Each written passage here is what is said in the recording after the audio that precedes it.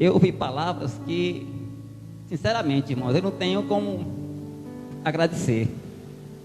Alguém chega para mim, me abraça e diz: sua vitória está a caminho, sua bênção vai chegar, sua bênção está a caminho, sua vitória vai chegar, né?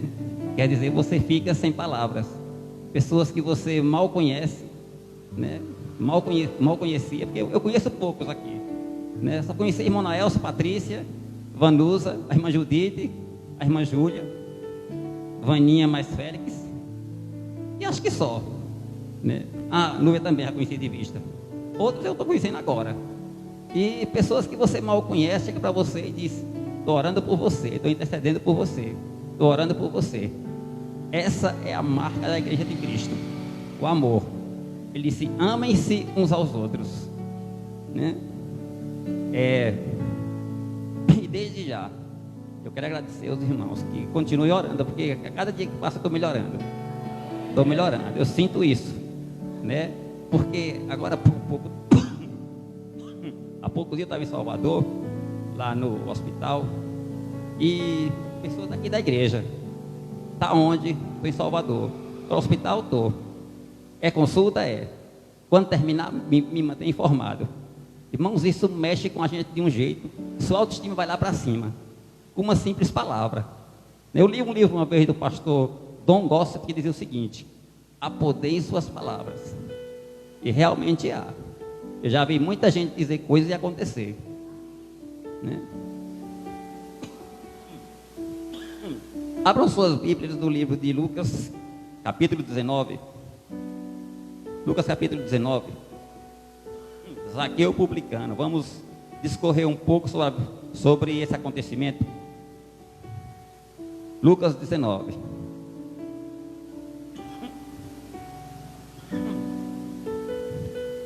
Parafraseando a irmã Bárbara: não sou pastor, não sou missionário, não sou teólogo, mas aquilo que o Senhor colocar no nosso coração, nós passaremos para a igreja. Amém? E quem fala não é o homem Jorge, o Espírito de Deus sei que vai nos falar nessa noite. Amém? Lucas 19. Todos encontraram? Vamos lá. Entrando em Jericó, atravessava Jesus a cidade. Eis que um homem chamado Zaqueu, maioral dos publicanos e rico, procurava ver quem era Jesus, mas não podia, por causa da multidão, por ser ele de pequena estatura. Então, correndo adiante, subiu a um sicômoro, a fim de vê-lo, porque por ali havia de passar. Quando Jesus chegou àquele lugar, olhando para cima, disse: Zaqueu, desce depressa, pois me convém ficar hoje em tua casa. Ele desceu com toda a pressa e recebeu com alegria. Todos que viram isso murmuravam, dizendo que se hospedara com um homem pecador. Entre mentes, Zaqueu se levantou e disse ao Senhor: Senhor, resolvo dar aos pobres a metade dos meus bens. E se alguma coisa tenho defraudado alguém, restituo 4 vezes mais. Então Jesus disse: hoje houve salvação nessa casa, porque esse também é filho de Abraão. Porque o Filho do Homem veio buscar e salvar o perdido. Amém? Vamos ver como é que estava, como era aquele cotidiano. Jesus vai passando em Jericó, e um homem publicano, cobrador de impostos, chamado Zaqueu, procura ver quem era Jesus. Mas por que e para que ele cobrava impostos? A história nos conta que no ano 66 a.C., o general Pompeu conquistou a Palestina para o Império Romano. Desde então, aquele povo ficou sendo servo ou vassalo de Roma, e como tal devia obrigações ao Império. E tudo que um judeu não queria era pagar imposto para um império pagão. Um império pagão e corrupto, que adorava deuses falsos. Você vê que até o imperador era tido como divindade. Quem já assistiu o filme épico sabe disso. Eles chamavam o imperador de César ou de divindade, não chamavam ele de você. E tudo que um judeu não queria era pagar imposto para o império pagão. Olha só, Eles pagavam imposto sobre a renda, pagavam imposto sobre a comida, imposto sobre venda de terra e propriedade, direitos aduaneiros, imposto sobre as compras. Naturalmente, os coletores de impostos publicanos que trabalhavam para o censor romano e que viviam comodamente porque cobravam mais do que devido, eram odiados. Então você reclamar com quem? O cara chegava e dizia: você deve R$500 a Roma. Você reclamar com quem? Você não devia 500 reais, você devia 300. Você ia fazer o quê? Você tinha que odiar mesmo. Até eu odiaria. Até eu odiaria. Né? Mas Jesus vem quebrar esse paradigma. Ele vem buscar e salvar a todos, sem exceção. Né? Ele chega para Zaqueu e diz: eu vou ficar em sua casa. Mas você repara que ele não xingou Zaqueu de ladrão, de safado, de vagabundo, de corrupto, né? De uma pessoa que extorquia outros, não. Ele chegou, entrou e começou a comer. E Zaqueu, impactado por aquele homem, pela santidade daquele homem, ele disse no seu coração: eu quero ser igual a ele. E ele chega e diz aquela frase: Senhor, hoje eu vou dar aos pobres metade do que eu tenho. E se alguém eu defraudei, restituo 4 vezes mais. Irmãos, é impossível a pessoa se encontrar com Jesus e continuar na mesma vida. Né? A palavra central do Evangelho chama-se arrependimento. Mas me arrepender de quê? De que eu preciso me arrepender? Eu preciso me arrepender das velhas práticas do velho homem. Quando a gente se converteu, nós nos batizamos, né? Não foi alguém que colocou um copinho de água na nossa cabeça, alguém não chegou para nós, assoprou água, não. Nós somos imergidos. Sepultou-se o velho homem e nasceu uma nova criatura. E a partir de então, eu tenho que me despir daquilo que não agrada a Deus. Se eu era um cidadão que não pagava impostos, eu tenho que pagar. Se eu era um cidadão que eu era um mau marido, eu tenho que mudar isso. Se eu era um cidadão que eu era um mau funcionário, reclamava do patrão, chegava atrasado, saía mais cedo, enrolava no serviço, eu tenho que mudar isso. Porque Jesus disse: vocês serão o sal da terra e a luz do mundo. As pessoas não leem a Bíblia, mas leem nossa vida. Nós estamos entrando e saindo e as pessoas estão olhando. Na igreja de Antioquia, os crentes foram chamados pela primeira vez de cristãos porque as pessoas viam semelhança com Cristo. E é isso que temos que ser. É isso que temos que ser exemplo, né? Se arrepender a cada dia de sermos pessoas que éramos no passado, né? Quem dizia palavrão não pode dizer mais, né? E não é crente, não é cristão, não é evangélico. E infelizmente, nos dias de hoje, eu fico observando o perfil das igrejas evangélicas. O sal está deixando de ser sal. Infelizmente, você vê cada coisa que você fica assim: não é verdade.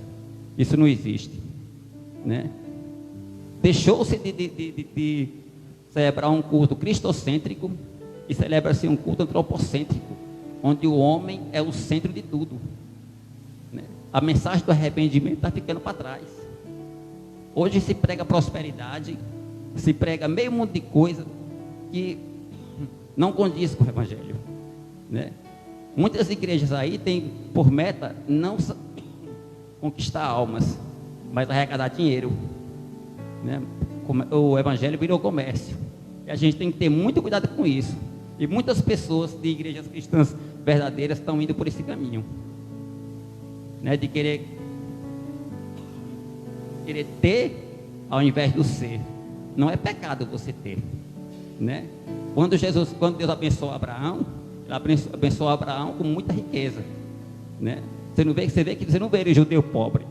Todo judeu é rico.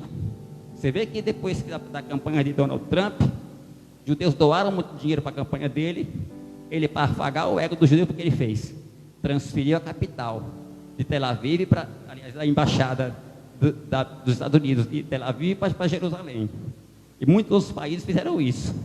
Por quê? Para agradar o que o judeu tinha feito por ele. O judeu tem dinheiro, não existe judeu pobre. Todo judeu é rico.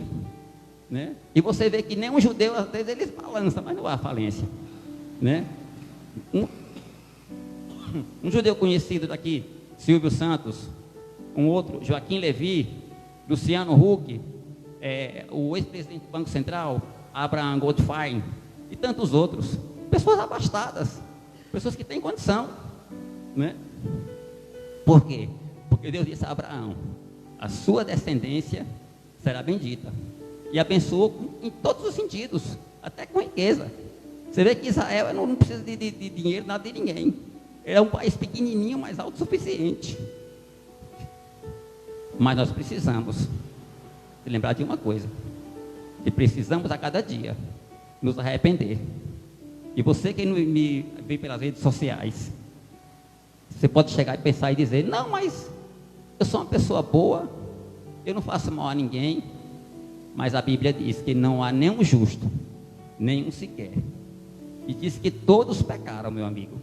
Todos pecaram e carecem da glória de Deus. Você pode dizer: não, mas eu não bebo, eu não fumo, eu não desejo mal a ninguém, eu sou uma pessoa boa, eu procuro me conduzir bem. Mas o Senhor manda lhe dizer: falta uma coisa. Largue tudo, aceite a Cristo, procure uma igreja cristã que prega a verdade e se batize para você ser salvo. Porque Jesus disse: quem crê e for batizado será salvo, e quem não crê será condenado. Aquele homem, né, daquele pecador que extorquia o povo, que cobrava mais, que era odiado pela comunidade judaica, reconheceu o seu pecado, reconheceu que precisava de um Salvador, se converteu a Jesus, devolveu o que não era dele, porque o publicano, ele enriquecia com dinheiro mal ganho, igual nossos políticos, que enriquecem com propina. A gente vê tudo na televisão aí. Ele devolveu o que não era dele, disse: se alguém eu defraudei, restituo 4 vezes mais, e eu vou dar aos pobres metade do que eu tenho. Porque ele viu que dinheiro não traz felicidade. Dinheiro é bom, é bênção, mas quando ele está abaixo do seu pé, se você deixar o dinheiro dominar a sua cabeça, aí você está perdido. Você está perdido. E infelizmente, muitos líderes cristãos estão atrás disso, de riqueza, de poder, de dinheiro, esquecendo do bem maior, que são as ovelhas, que são imagem e semelhança de Deus, né? Esquecendo de pregar o arrependimento. Mas essa igreja jamais deixará de fazer isso. Como diz lá em Atos: nós perseveraremos na oração e no ministério da palavra, né? Haja o que houver, não vamos mudar essa doutrina, porque essa doutrina foi o Senhor que nos deu, né? Como a Bíblia diz: arrependei-vos. Foi a primeira palavra que Jesus disse. E também João Batista: arrependei-vos, porque está próximo do reino dos céus. Precisamos a cada dia, como diz lá em Coríntios: examine o homem a si mesmo. Onde é que eu estou errando? Onde é que está a minha falha? Eu estou sendo um mau irmão? Eu estou sendo um mau marido? Eu estou sendo uma má esposa? Eu estou sendo um mau filho? Eu estou sendo um mau cidadão? Onde é que está meu erro? Cabe a cada dia a gente fazer uma reflexão sobre nós mesmos e nos tornarmos pessoas melhores. Que Jesus disse: vós sois o sal da terra, né? Quando a gente coloca sal numa carne, ela fica muito tempo salgada.